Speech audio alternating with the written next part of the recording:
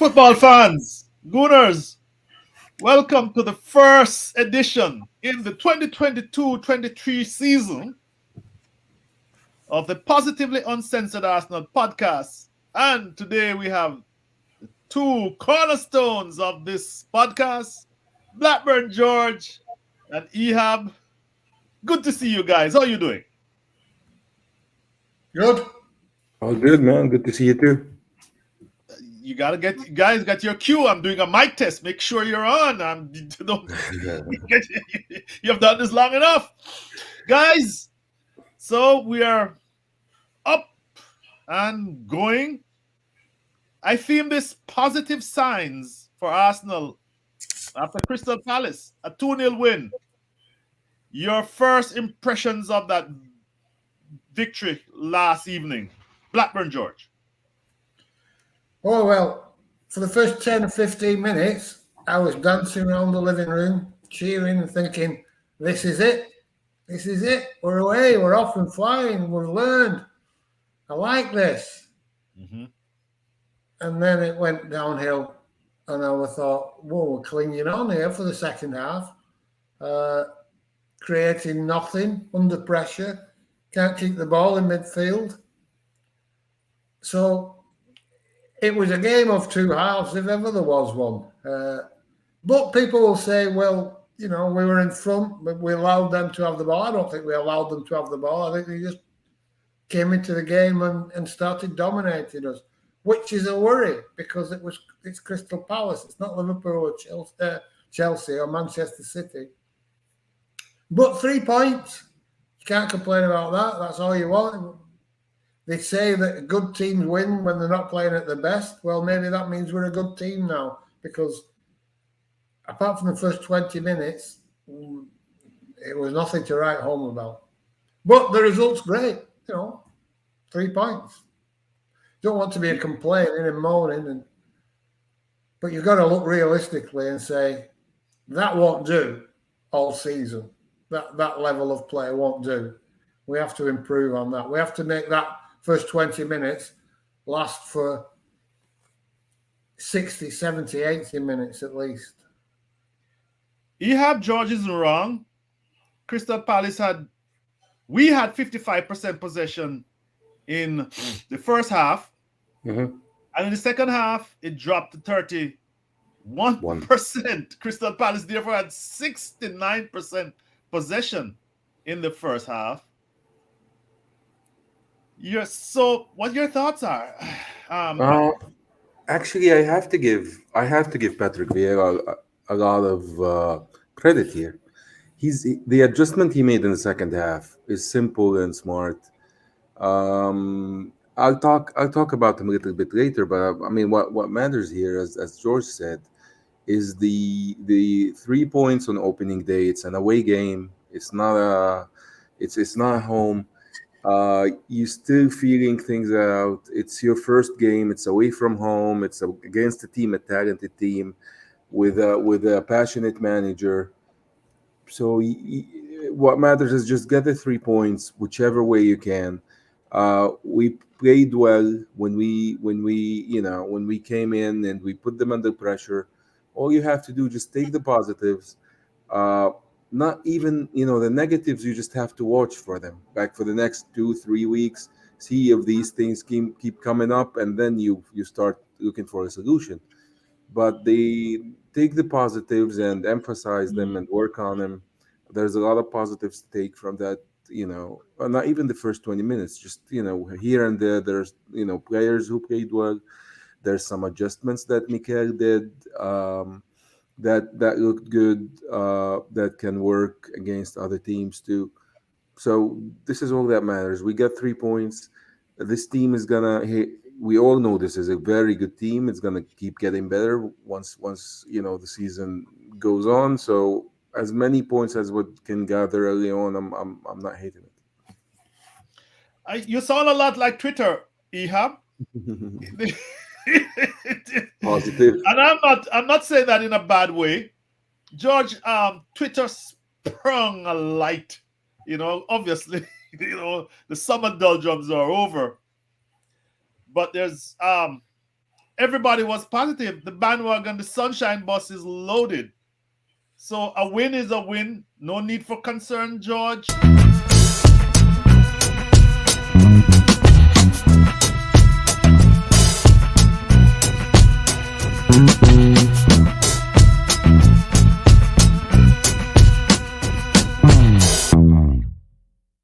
I mean, just at the start of this. I mean, I'm reluctant to say that at the start of a podcast, but no cause for concern. No particular cause concern because we got 3 points.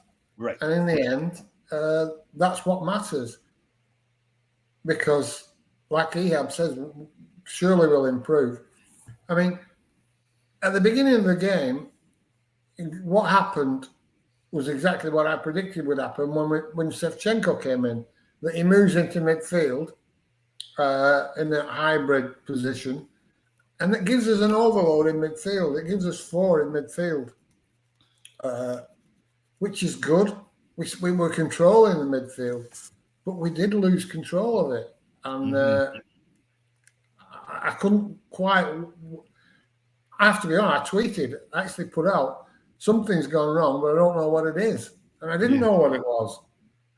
And someone replied to me, Phil, our friend Phil, said, Crystal Palace are playing well. And it might be as simple as that. You know, we're playing away, we're playing a good team with a good manager, and they came into it and put us under pressure. It could be as simple as that. Maybe we didn't drop off. Maybe they just came into it more. But if they did come into it more, we have to find a way of wrestling that control back. And we really didn't do that. I mean, that last goal, I mean, it was a fantastic glancing header from the... Guajita or something like that. Guajita, Hey, it was a difficult finish, wasn't it? It was a difficult finish because it was a nothing ball blasted across the face of the goal. There was no danger to anybody except the linesman on the other side. But he managed to glance it in. And until that point, 3 points looked anything but secure. Anything but. So you can wrap it up all the way you want, but you know, when we play well and don't win, people are quick to point out to you that, you know, take the positives. Look how well we played. I mean, remember Manchester City last year? We lost that game and people haven't stopped talking about it because we were on top for half an hour. And now you've not to talk about the fact that we were on top for half an hour in this game, but we were anything but on top for the next hour. You know, you can't ignore what happened and what we saw. And we have to find a way of wrestling back control against which, despite how much we want to big them up, they're a mid-table team at best. And they controlled the game. And they put us under sustained pressure. It wasn't moments of pressure. It was sustained pressure. And I don't know how they did it. And I don't know why. I'm hoping Ehab can shed some light on it. But it was beyond my knowledge. All I could see was we were being dominated, and I didn't like it. And but maybe Ehab close in. My own view was that Zaha got into the game, and IU was giving us problem on either flanks. I think that's the way they played us when they beat us. You know, they last year they tormented us down the flanks, and then they sprang that fellow Marteta and he scored. But Ehab, why did they get back in the game? What was it? That was just my amateur insight. In the first half, you know, when you score at someone else's home, they're gonna respond. You know, yes, they are going to try to play harder. They are going to try to press you. There's a you know, a couple of notes from Vieira on the sideline. Now in the second half, what he did is, and George is absolutely right, we dominated the midfield in the first 20-25 minutes, and it shows in the position at 66%. I didn't see it, but I didn't see the 66%, but I guessed that. They put but I up a guess stat. it's going to be over 60. Sorry. They put up a That's stat in okay. the middle of that half, so we had 60% possession. Yes, go ahead. Yeah, I didn't pay attention to it, but it's obvious. Yes. What what Vieira did is he made the whole team more compact, his team, and compact in length, and he pulled his midfielders a little bit down. So at any given time in his half, he had six of his players at least, you know, and you cannot press this. It's really hard to press six of those players with Zaha and Ayu on the corners, left and right. And this is Yeah. what happened. What happened is we tried to press them, and you can go back and watch the second half. We pressed all the second half. We didn't get a single ball. The whole 45 minutes we are Mm, pressing them. But the yes. thing is, he made everybody close to each other. And when we tried to press them harder, which we did by advancing White and advancing Zinchenko, he found Ayu and Zaha behind them. There was Yes. always a long ball to the other side, to somebody in open space.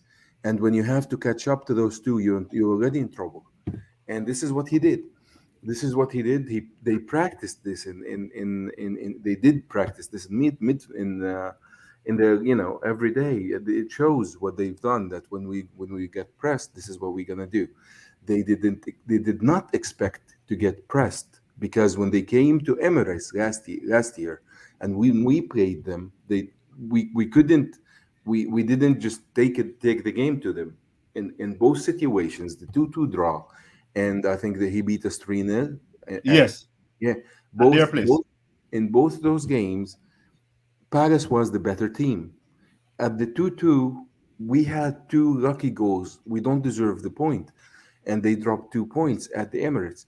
And the thing is, they in both those teams, they took the game to us. They attacked us, and they thought we are going to come into that game a little bit cautious, but we didn't. We came into the game, just off, just off the bat swinging. Just went into it, and started attacking. We started putting numbers up front, and this is what happened to start the game. It took them time. We It's a good thing we scored early on. It's really a good thing that we scored early on. Otherwise, we would have struggled if they just adjusted. Because as George said, the second goal came out of nowhere, and it's Yes. basically Eddie and Saka just understanding what they're doing, and getting in a position and getting lucky. This is all that happened. And Eddie, he was actually playing that he's flashing the ball across for Eddie to have a chance at it. This is Right. what he was trying to do. Um, the worrying thing to me is the problem. The problem is still there, and they tried the cheap solution, which is the Pep Guardiola way, and we cannot get the ball to strikers in position. We still cannot do it. So instead of trying to get the structure to do that, we bought somebody who would drop to midfield, carry the ball himself, and score himself, which is Gabriel Jesus. And Jesus. and and it's not. It's the cheap selection. It's Fernandinho at City.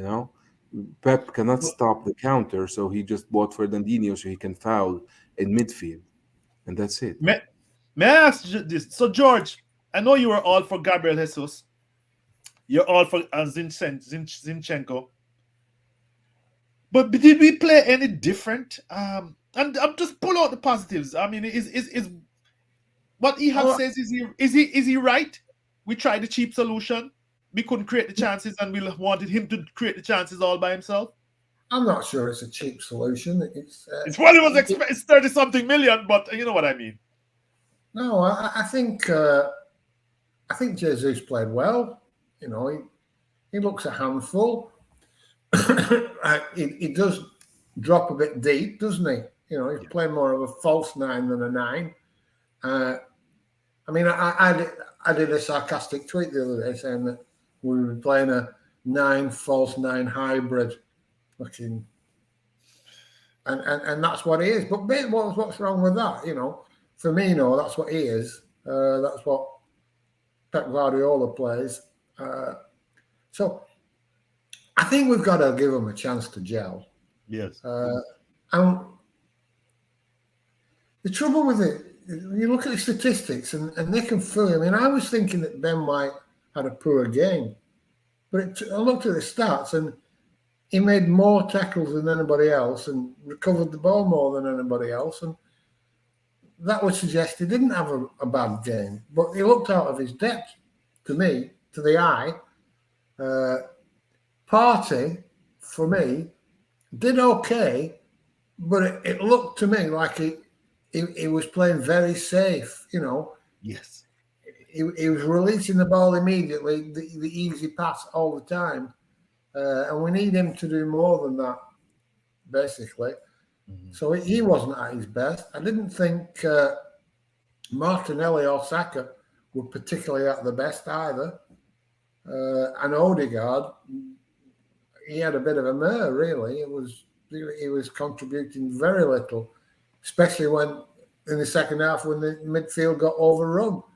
You know, and they shouldn't be getting overrun because, like I said, Zinchenko can move in and make it four. But in the second half, Zinchenko wasn't moving into the middle so much. He was pushing on, which leaves you only three. And if one of them's anonymous, uh, like Odegaard was yesterday, that leaves you two. So I think we'll get better. All the ingredients are there. I'm not sure about Ben White in the at right back, but we'll see. 3 points away from home. If we can do that every time we play, if we get 3 points every time we play a mid-table team away from home, come the end of the season, we'll be laughing. Yes, if you look at Sharguna, let's prop him up. He talked about the middle seven and the bottom five, and he was talking about how we didn't do as well as we should against the middle seven. He said we did better against the top five, 21, 22 versus, am I getting it right? 2021, 21, 22. Yeah, he said that we did better against the bottom five. Anyway, I don't want to get too drawn into that, but I think that when you want to see how we are progressing, I think Shard set it up, did this table, and it's a reference point, and I'm just emphasizing it for those who get into, who want to look into this in more detail. But Ehab, let's talk about the players, players who did well and who didn't do well. Continuing where George left off. I Mhm. noticed that who scored at Calm and Sofa score had Ben White down as the top player, believe it or not, while the broadcasters had Saliba as our best player. Where Yeah. I thought, let me just finish. I thought Saliba was, no, I thought Ben White was tormented by Zaha, but then these guys who seem to know football better than me seemed to think he had a good game. And George said, well, he had more tackles, he had more recoveries, he had whatever. What were he? I can't get away from the idea that Ben White was like a fish out of water. Not totally, but if you know what I mean. He's not a Yeah. primary fullback. Go ahead, sir. Mhm. Yeah. What were your The thoughts thing, the about Ben thing White? with And Ben then we White, can start moving over to all the other players. yeah, the thing with Ben White is that we're playing three center backs. We're not playing him at the right as a right back because he offered zero going forward because he's Yes. afraid he's gonna get exposed on the back, and that's why people don't agree on him. Some people say he had a great game. Some people say they have a bad game, but the thing what's going on is it's not about how like Zaha did whatever he wanted, basically, to be honest, because he got the ball first, and Ben White had to catch up to him because we are playing a compact defense just to press. And whenever Zaha, especially in the second half, had the ball, he could move easy. He could play the give and goes, the short 1-2s. He cuts into the middle easy. He fooled him a couple of times and went so defensively. But I don't blame Ben White for this because Zaha Yes. would do this to any defender in the world. Yes. It's not his fault. But what I do blame is this is not Ben White's natural position, and you do have Cedric, you still have Bayern, you do have Ainsley Maitland-Niles, even if Tomoyasu is not ready. You don't do this kind of thing when you have three other options on the bench right now. So we could have avoided this, but instead we told Saka to play the right side, do everything on the right side. If Hmm. you go back and watch our game, most of the attacks, most of their successful attacks, and crosses came from Ben White's side. If you look at the ball when it goes to the other side, even when because he brought Zinchenko a little bit in, he made him a defender. It's Xhaka and Martinelli. They did an amazing job. They didn't allow a single cross to go in. Every time the ball went to Ayu, there was Xhaka and Martinelli Yes, blocking trapping everything. him. Yes, The ball yeah. went back every freaking time. They had to recycle the whole thing. So this is what you want on the other side. I like the defensive structure, and what people don't will not like is we are going the way I see it and the way Arteta is playing it. We are going to be a defensive team. I don't mind it. I don't mind 1-0 to the Arsenal again. I don't mind it at all. But the thing is, it, the way they now, let me tell you how they what he did. He brought the Zinchenko in all the time. So they had three center backs in the middle. He did not rely on Saka to defend because Saka carried the offensive load by himself. Saka got the ball. There's three defenders. He has to deal with them. He has to, even when he scored, there was three people around him. If it wasn't for a quick pass from Eddie, he would have the ball would have been taken away from him. But he's a very skilled kid. Everybody is afraid what he's going to do next. So uh, this is the defense. This is how the defense went. If he had Pepe instead of Saka, we would have had four defenders. I like the defensive structure. If you want to play defensive ball and rely on the counter, I liked how it is done. And as I said, structure is really hard to come by. It's the hardest thing for by structure. I mean, it's a shape that when it moves, every part of this shape knows where to move and knows where to go. It's centralized. So to get this, it's just perfect, homogeneous way of playing, and this takes a lot of work from the managers to get there. A lot of practice, a lot of understanding of the game, a lot of scenarios in the game. Big managers do it, like Pep Guardiola. Pochettino does it. Conte is a master at it, and that's why they win. They don't win because they have the best players. They don't win because they attack all the time or defend all the time. They just got the structure. So George, do you agree? And George, do you agree that this is a structured defense? That he's a structured defense. That is what emerged, and that we're going to be a more defensive team. Do you agree with Ehab, or it's too early to conclude that? I think it's too early to think that. I think he wants us to attack, uh, but you know, the sensible thing is to make your defence solid first. Yes, That's your foundations. And yes. if it's he's easy. doing that now, I mean, he's brought in Saliba. Let him get settled in uh, and have the structure. I mean, he had a great game. He really did. Well, But, but would he have had a great game if he'd have been left exposed like we used to leave Lauren Koscielny exposed? You know, and that was I was going to add that to the he debate got help. because go ahead, George. He No, got help, mhm. and he had a great game because he got help. Uh, but we're going to have to rely on the centre backs to get less help if we want to be a more attacking team. That's the way it works. The more defensive you set up, the better your defenders look because there's more of them and it's more compact. And everybody says, "Oh, we've got a great defensive structure," which is no bloody good at all if you're trying to score goals at the other end. Uh, have we got the players to break to be a team that plays on the break? I don't think we have. I really don't think we have. Uh, you have to trans through midfield very quickly if that's what you're going to be. And I don't see Partey and even Odegaard transitioning us Mhm. quickly through Even midfield. They can keep the Even Xhaka, George. I mean, Xhaka is not. He's not. His thing is not speed. His thing is reading the no, game. Go no, but ahead. you don't have to have you don't have to have speed to transition the ball through midfield. You have to have Yeah. speed of thought and good Yes. Yes. I passing. was thinking that. Yes. Uh, but maybe that'll come. It will get better. Like I say, Odegaard had a pretty poor game, and we didn't create much, really, did we? I mean, for the last hour, we created next to nothing. And if your creative player isn't creating, then that's where you're left. If you're a more attacking team and pushing further up with possession, it's not just down to one player to create uh, the openings.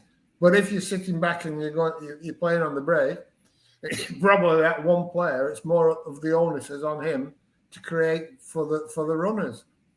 So we'll just have to see where. I don't think we'll set up defensively, but I think we're able to set up defensively. Do you understand the difference? What I'm saying? Yes. Yes. Well, yeah. I don't So think that's his primary goal, but all credit to him if we're able to do that, because it's got to be better to be able to defend properly than not defend at all.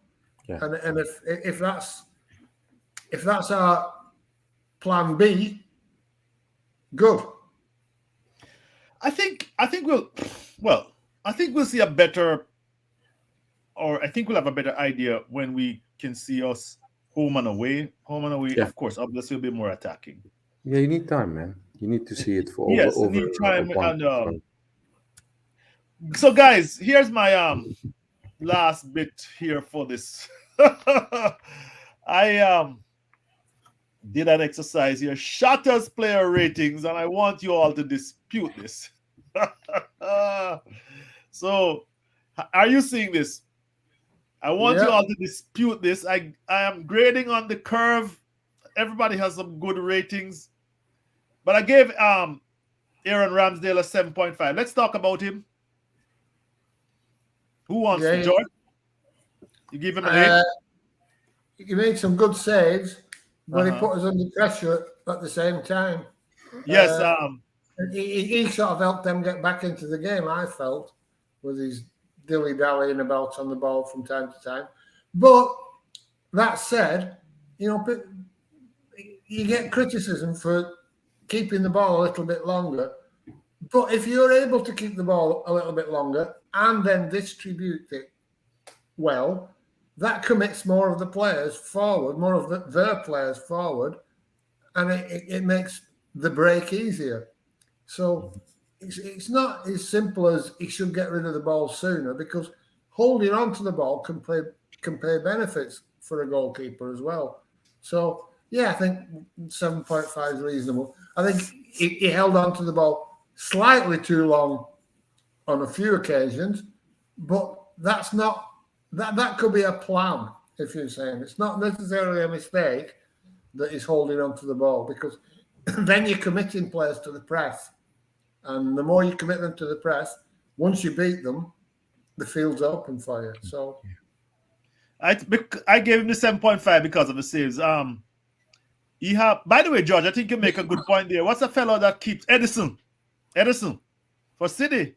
He holds onto the ball forever, trying to induce players to come and get the ball, and then it opens up the field for City. And when you made that point about him holding onto the ball and Arteta's City's heritage, it makes all sense to me. What about you, Ehab? Yeah, actually, I kind of give him the benefit of the doubt. Two of the back four are new. He probably how many games did he get in preseason with Zinchenko and Saliba? 2, 3. Yeah, He's he doesn't want to do a mistake. He doesn't want to. He's confident in his ability to keep the ball, and he wants to make the right play. It's dangerous, and he's gonna get punished for it one time, But I mean, like Ederson did, like Alisson did. You know, if Rene Higuita got punished for this, everybody can get punished for this. But yeah, Most I people don't mean, remember him. Most people don't yeah, remember. He's a Colombian keeper too, right? Yeah, he's a Colombia keeper. He was taken by Roger Milla in the semifinal, the quarterfinals in the World Cup Yes. in extra time. And this is it. This is the thing about it. But if he's confident in it, and he doesn't want to play the bad pass and put his players in trouble, then I'm all for it. I don't mind it. Um, Okay. Let's run I through the next. Go Sorry, ahead. sorry, yeah, we have to move through this Yeah, fast. yeah. Let's look at the three centre backs: Ben White, Saliba, and Gabriel. And Mhm. rating on the curve, I said Ben White was marginally the worst of the three. I use the word worst, but Saliba I gave him an 8.5 and uh, Gabriel a 7.5. I have. What are you guys thought on those three? Those three? And give them a score. I mean, I have the privilege of putting that up. It's not. It's unscientific. But go ahead. Who wants to start? George, go ahead. George, Yeah, not bad. I personally, I'd give Saliba a 9, you would. but I'm making him our best player. But it's a worry when your centre back or your goalkeeper's man of the match. So, but yeah, they're all right. I personally have said I thought Ben White struggled a bit, but it wasn't bad. It wasn't Yeah. an Ebury against Wigan catastrophe, was it? or Ben Hole was holding against Song last year. Yeah. Yeah. Ehab, what about you? To be honest, I think Gabriel deserves a much higher score. He had an amazing game. The thing is, Saliba didn't have as much help on his side. Gabriel had, as I said, Martinelli, Chaka, and Zinchenko. And Gabriel, it's a no nonsense game. Anything that came close to him was cleared, and Yes. he always covered his tracks. He always covered his side of the near post when the ball went on his side. Not that the cross came in. The cross never came in, but he had it covered anyway. And the thing is, Saliba was on TV more because he had to do a lot more work. He had to. He didn't have the same help from Saka, Ben White, and Partey, and Saka wasn't there to play defense. Ben White is out of position, and Partey is he's just average at everything. Well, And I'm going to come to him. I'm going to come to him. yeah, so, but I so will you agree. change I those think ratings at all? I would take a point and a half out of Ben White and give it to Gabriel. To be honest, get him up to 8 to 9 and get Saliba up to 9. Okay. So what about Zinchenko? I'm going to start. I'm going to focus on him only because he played a kind of hybrid left back coming inside, as you said. George, Yeah, your thoughts? Yeah, Seven he did point okay. He did seven point okay. five. I gave you. Yeah, fair enough. Did what was expected. I think he had a decent game. Uh, he provided the assist. Without that, we don't score. So hmm Yes. yeah, I think he did all right. Like I say, he's doing exactly what I thought he'd do, and I think it was the right thing to take him off and put Tierney on. I'm going to give Arteta a bit of credit as well because Tierney is, without question, a better defender than yep. Zinchenko, Yes. uh, but nowhere near as good a footballer. So I think Arteta made the right choice there. Zinchenko did all right. I don't think he was hooked. I think it was a tactical thing. Yes. Yes. Tactics changed because needs must.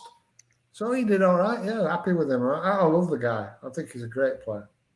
What about you, Ehab? He's on his debut for Yeah, us. I like what he does. The thing with Zinchenko is he's much better than what we're using him for. I think this is one of two decisions that Arteta has to make, is to use Zinchenko in midfield and keep Tierney, because the way I saw Tierney yesterday, his positioning has improved. And I said this. I said give him a year and a half to 2 years. But I think with injuries, it was a little bit late. His positioning has become really, really much better, and he saved us a couple of times. And it's one of those saves that happens before things develop. Like if you give them another pass, it's gonna be a goal. And he was just, he was just like, they gave a cross, and the cross went far post, and it went over everybody's head, and it was just falling to somebody behind Tierney, and Tierney just casually just headed it out to the other side, didn't even give a corner because he was in the right position. And there was another time where he covered for Xhaka and Martinelli, and they didn't even cross it. They didn't find the player because Tierney was covering him. And we need his if he's we need to play him. Now it's okay because he's injured. He cannot play 90 minutes. He has to come back gradually and get into match fitness. But this is a decision he has to make. Zinchenko is a much better midfielder next to Chaka. If you play him and you play him, Kieran Tierney, you're going to add to the squad. Okay, so that's a good segue, George. I want us to look jointly at Partey and Granit Xhaka. I gave Partey a 7.0. I think he did what he did. He had to be tidy. He didn't. I didn't think as you said earlier. I don't think he was. Um, I think he played it too safe, and I thought Xhaka went forward, and you both made the point that he had Xhaka had Zinchenko working with him on that side, and they did they hardly gave IU any chances. I thought he was marginally, but clearly better than Partey. George, you on those two? Yeah, I thought Xhaka had a great game. People will say, "Yeah, well, you would, wouldn't you?" And I think he saved a couple of goals. Right, that thing with that Guaita boy down on the line in the first half, where those two defensive stops were very important. He got back from the other half, and it was him that got his body in the way. That was a goal. If he hasn't got in the way of that, that's a goal for sure. Yes. I thought he played well. He got booked when he shouldn't have got booked. I don't think that was his fault. I don't think it was a dive. George, stop a moment. Isse went for a dive similarly. Just and then Xhaka went for anticipating a foul and and went off. Let's say he dived and he got a yellow card. This is the thing that annoys me. But go ahead, George. But anyway, I thought Xhaka had a good game. Yes. Like I say, he saved a goal. Thomas Partey, he was playing safe. He didn't do much. He didn't do much wrong either. No.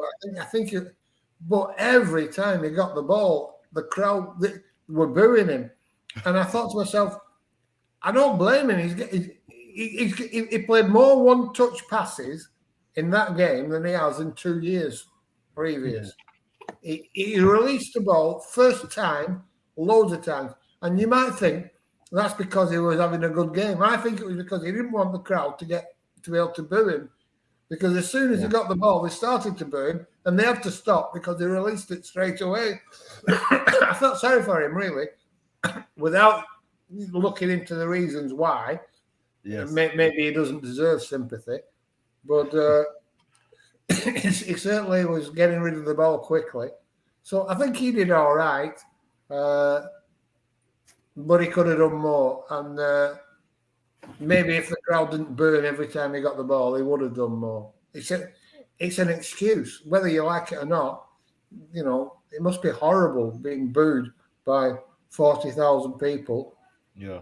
Every time the ball comes to you. Yes, I do make a good point there. I didn't realize that the Palace fans were focusing on him because of the allegations. So what do you think of my rating? Ehab, I joined Partey and Xhaka together because it makes for a better comparison. Go ahead, my friend. First of all, the best thing he's done was play the one-touch passes because in the past 2 years, every time Partey tried to do so much, he either lost the ball or played an overshot pass that just went out of bounds. So I think we should start booing him at the Emirates. Maybe maybe he just keep playing those one-touch passes, hide in the defense, and. But thing is, You need to do more. He needs to do more. He needs to, because the way Vieira adjusted, uh, and he was just sitting back a lot, and this gave complete control of midfield. Odegaard had to press more than Partey did, and this is as we said, we have a problem since Wenger left, that we don't realize we are the Arsenal, that we can press teams, we can scare teams. Arteta says that he played in this, when he talks about this Anfield thing, that he played at the Anfield and he felt like it's quicksand. Everything he does is goes wrong and he can do anything right. It's because Liverpool know they are Liverpool. They are going to be a new face. It's all these red jerseys coming in and out, and everything is too fast for you. Yeah. Yes. And because they know that they can press you, they know they can overwhelm you, and they overwhelmed Chaka the first time he went there. They annihilated Chaka. They killed him. He thought that he can advance with the ball, and every time he did, they just dispossessed him. And Party has to help with the team. I don't need a 50 million euro player to hide in the defense, to sit back and play those simple passes are good, but I can easily get that from a Nenny. I could easily get that from Patino. I don't have to do this. If you, and the problem is, when he does that, people don't understand what he did, and what he did right and what he did wrong. And I read a tweet. Party needs more help in midfield. We need to buy a new midfielder. And it had like 500 likes. And I'm like, oh my God. And yeah, he's talking about Odegaard and Chaka not helping Party in midfield. We need to buy a new midfielder. And the thing is, we bought a new midfielder. We bought two. We spent 70 million on them. And if there's no effect, it's not the. I mean, how much do you need to spend just to because you think the two good players are bad players? So those, between Party and the Congo, I think if we're smart, we have to salvage this. We don't have to stick to Well, this. I was watching. I'm sorry, but I was watching this All or Nothing yesterday, and there was this Aston Villa when we beat them 3-1, and they scored in the last minute, and Aaron Ramsdale was furious, and they show this, and he was furious with Party. In the show, he was furious with Party. He goes into and he says, "Bastard, this took away my clean sheet." This is what he says, Aaron Ramsdale, when he goes into the living room and hold go on. into the dressing room. And the next day, the coaches are discussing it, and one of the assistants says, "Ramsdale is right, you know it." And Arteta says, "Yeah, yeah, yeah." He just shrugs it off. And this happens every fucking game. Just because you don't see a one or a two on the scoreboard doesn't mean that he doesn't put people in trouble. And he this thing has to be dealt with. It has to be taken head on. We bought a $50 million player that plays like a $5 million player, and we cannot keep paying him 160k and make him an imaginary hero while dissing the others. We need somebody who helps in midfield, and Nenny is like five Ehab, times. Ehab. Yeah, I don't know. I think too many people are invested in party, and it's just constraining their oh, objectivity. I've, I've George, I've had my rant. I'm not gonna I talk know, I about it know. more. Let's try to wrap it up. Saka, I gave him an 8.0. I thought I agree with your rating of him. In our private chat, that he was the only offensive force on the right hand side, and there was no help from very little offensive help from Ben White. But George, 8.0 Yeah, bit scored, high for me. or is it too Bit, high? Say it. oh yeah, a bit high for me. Yeah. Uh, but he did okay. Uh, yeah, no, I Well, I was a wouldn't. little worried about my rating of him too, George. I thought that there are times in which he was anonymous. I don't know if you'll realize that. But then whenever he got the ball, he sprang to life. That was my view of him. You agree with that, George? Before I take this to Ehab, Yeah, more or less. I had this little concern about, because I know people like to rate him highly because he's our Because of who he favorite is. son. Yeah. God's Put him child. on a little white horse. Ehab? Anytime you, as a manager, kick a ball to a player and tell him to manage by himself, I like that player. This is what he did. Yeah. Yeah, this was the game plan for Saka. Oh, Saka will manage, and that's it. And he did okay. It's not his best game. Odegaard at 7.0, George. Yeah, maybe a Generous. bit high as well. I don't think he did anything in the game really. Uh, You notice no, I put him in the category of Ben White and Thomas Partey. yeah, that's probably about right. You know, he's got to do more. He's he didn't, but everybody doesn't have a good game every time, and Mhm. he's been brilliant last season. So I'm sure he'll offer more going forward soon He enough. had a he had a really good chance in the first half. It looks like, and as he's not really very confident in front of goal, is he, George? No, but there's still photograph on Twitter. And it says he looked to pass here, but I was watching it at the time, and the ball sort of got trapped under his feet. Mhm. It wasn't in a position. I don't think the ball was ever in a position where he could have shoot. He could shoot. He Yeah. had to get it out his feet. By the time he got it out his feet, uh, there wasn't a shot on. So I'm Yeah. not. I don't want to criticise him for that. That still photograph looks awful. It looks like he could just pass the ball into the net. But the reality, when you watch it, was the ball got caught under his feet, and he wasn't ever in a position where he could just shoot at that point. So I'm not criticising him for that because I saw it in real time, not in a still photograph. Still photographs can be very deceptive. But I still think he could have done more during the game. He's got to be a bit more, take more Creative. risks, maybe, you know. Yeah. But but but then again, you know, he's under pressure like everybody else. He doesn't want to make mistakes. He's captain now. He doesn't want to be the one that loses the ball and we can see the goal from it. So we'll have to see how he copes with the captaincy and how it affects his game because it could make him more conservative, and that's a bad thing. Ehab, your thoughts on that? He didn't create a lot of chances. I was Yeah, part of the reason why I just gave him a 7.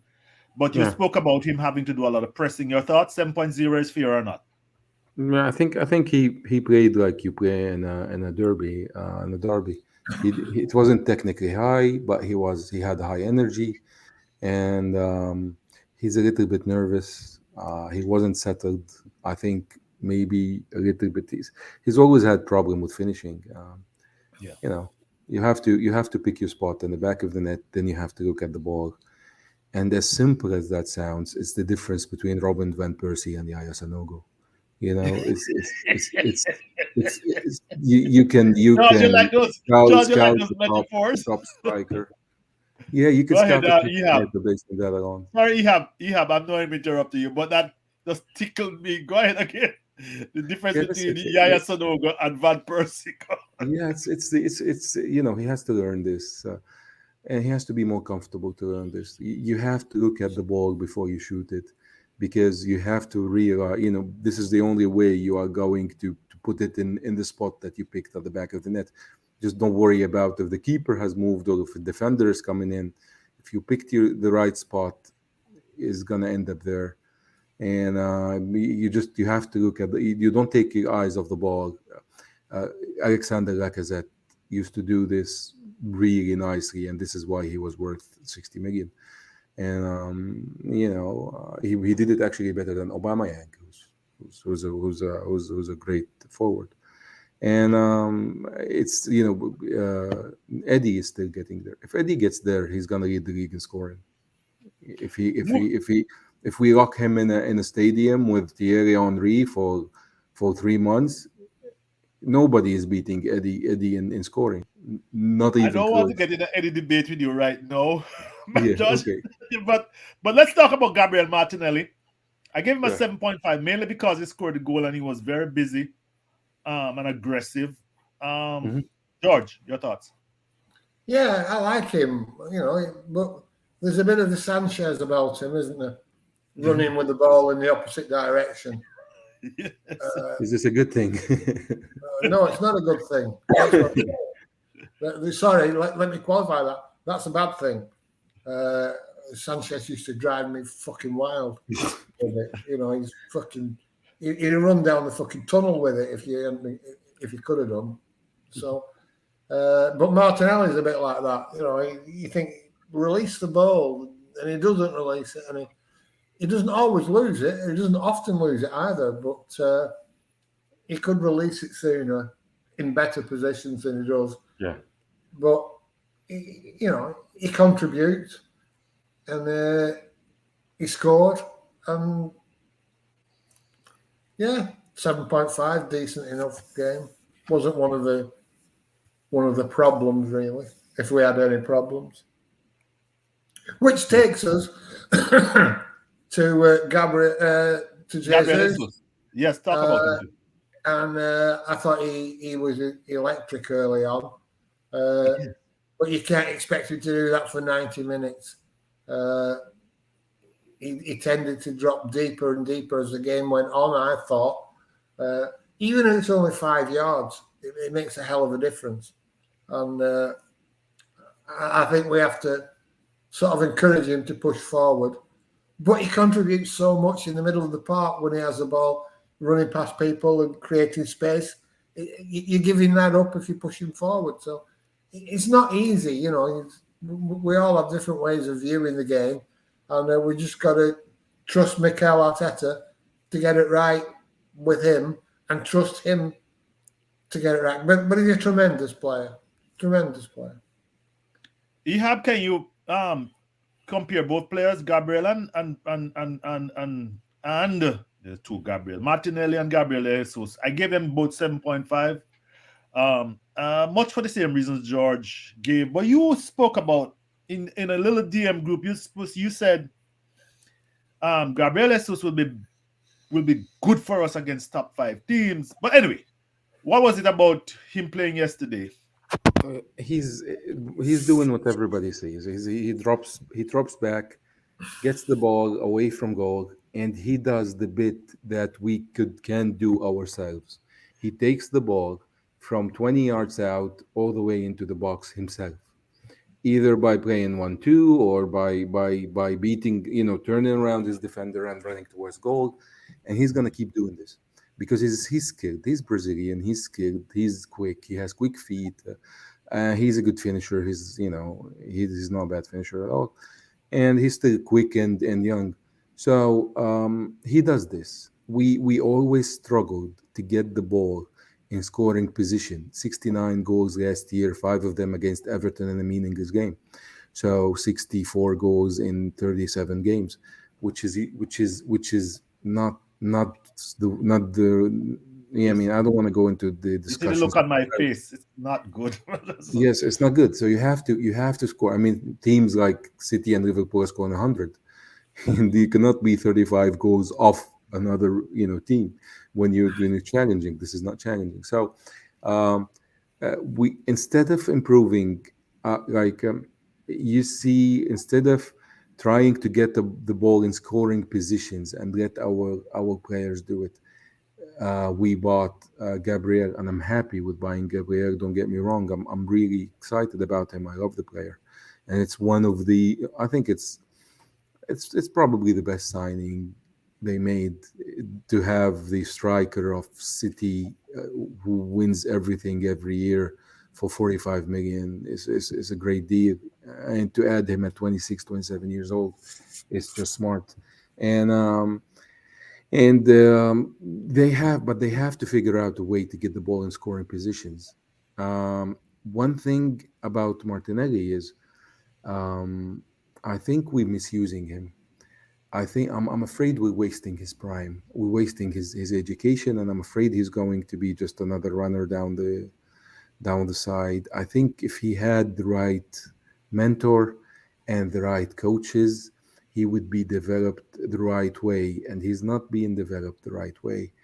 He's he has he's like Theo Walcott with handles, and with better dribbling. And I know people don't like Theo Walcott and blame him for everything, but spin it any way you want. He's had more than 100 goals and I think 60 assists or something like That's this. what I was thinking, Ehab.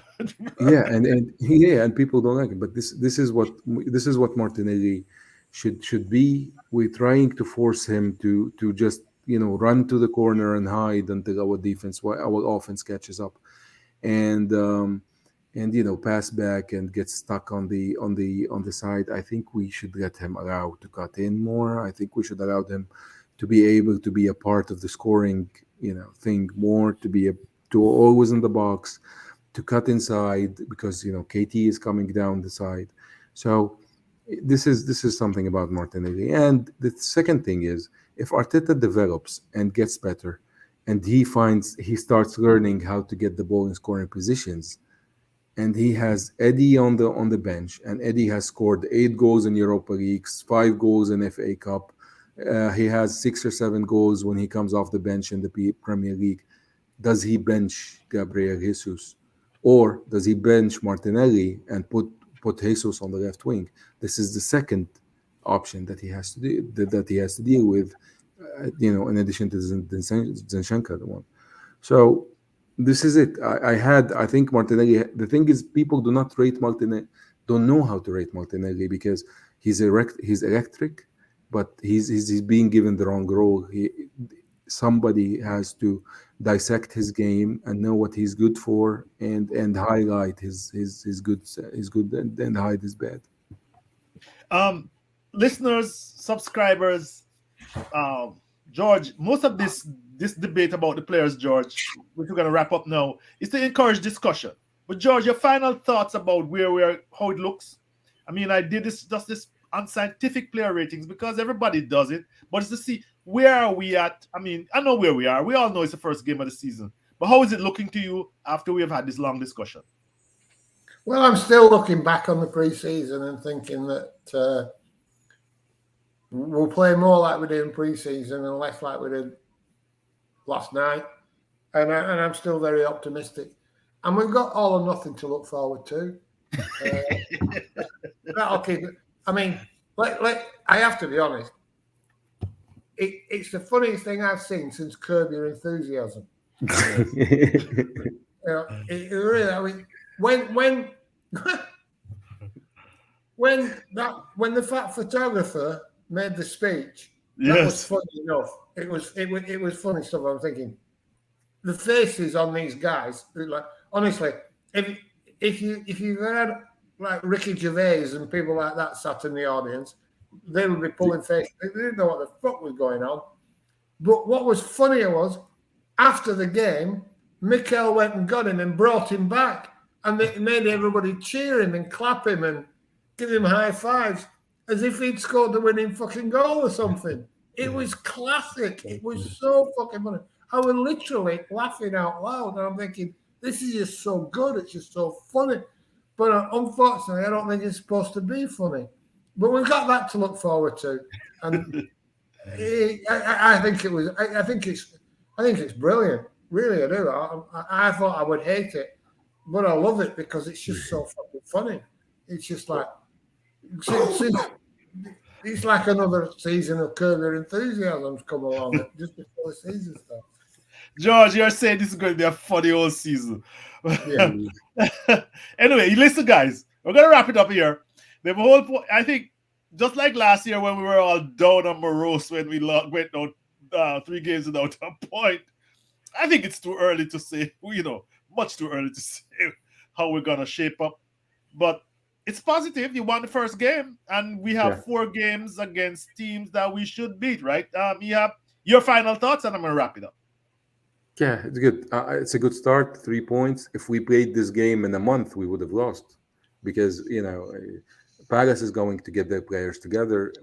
The good thing with Patrick Vieira is he did what Wenger did. He got 11 players that can shoot, dribble, tackle, run, and pass. So this is what he's doing, and this is why we couldn't press them very, very well. This is part of it. But it's so in a month, those Paris, if we go into Paris and play the same way, we would lose. But good thing we got this out of the way first. It's 3 points in the bag. We're not going back there again. There are positives: the defensive structure, Chaka, Saka, what's his name, Jesus, Gabriel, Zinchenko. Saliba. Those are positives. The first 20 minutes is perfect. So getting a goal early that changes the game is a positive. Two goals is good. So I'm on a clean sheet. There's a clean sheet too. Even the defending, we were under pressure, but you never thought that, like they didn't create that many chances. Yes. They created a couple of crazy ones. So just take those positives, see the negatives, write them down. If you see them happening every week, deal with them in a couple of weeks, and that's it. This is for the season. For all or nothing, it should have never happened. Well, Uh, yeah, this I will yeah. give you two options. I will not say much. I give you two options. Do you let the media clowns in and let them decide to tell their side of the story about you players and team, or you stand at the door of the dressing room, lock the door, turn around, and say, "Hey, ask me your questions and get barren answers from me." This is it.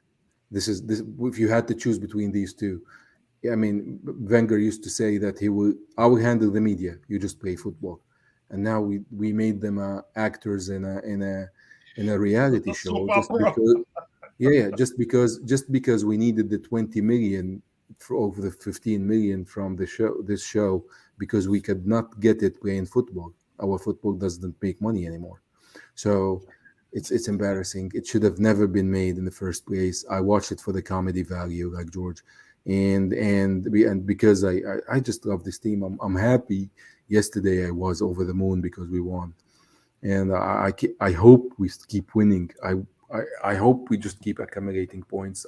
The manager will learn, hopefully sooner or later, and I just want to see our team win. I want to see us. Well, that's all our hope, Joe Ehab. Thank Yeah. you, guys. We did an hour, but I hope Oh, audience appreciate it. At least you can chew your teeth into our player ratings, which are so unscientific. But it was good to have this winning start. Bye bye, guys. Next time. thank you. Bye. Next time, guys. You guys have a good day. You too. Bye. Bye bye. Peace out.